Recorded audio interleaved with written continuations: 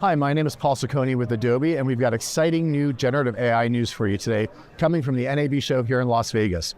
First, we're announcing that we are working on a video model for FireFly, which is going to allow us to bring really great new generative AI tools to Premiere Pro. So by the end of the year, we will have in public beta in Premiere Pro object addition, object removal, and something we call generative extend.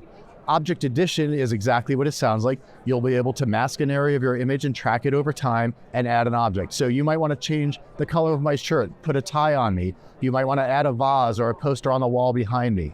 Object removal, again, just like it sounds.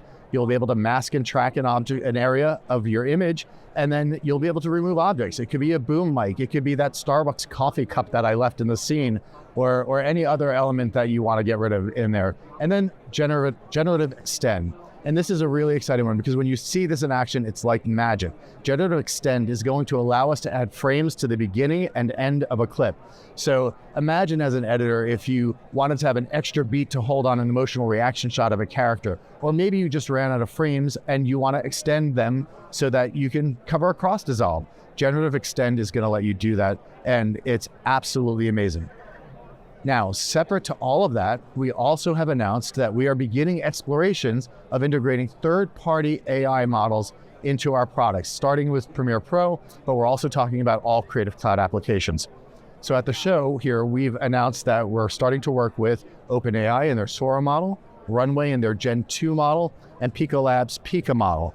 So you'll see a video of us exploring what that might look like in Premiere Pro with using the different models to power different features that we've been talking about, or to power entirely new features. And then finally, we're also bringing content authenticity and content credentials to Premiere Pro this year. So everything that you edit in Premiere Pro that is touched by AI is going to be output with content credentials, which is tamper-evident metadata that can be used to tell people, kind of like reading a nutrition label on food, what has been done with that video. So it'll tell you that it was edited with Premiere Pro, that the audio was changed, or that the video was changed, which AI models was used to do it. So really just providing total transparency for our customers so you know when video has been touched or edited with AI. And that's what we've got for generative AI here at NAB this year. Thanks for watching. Yeah.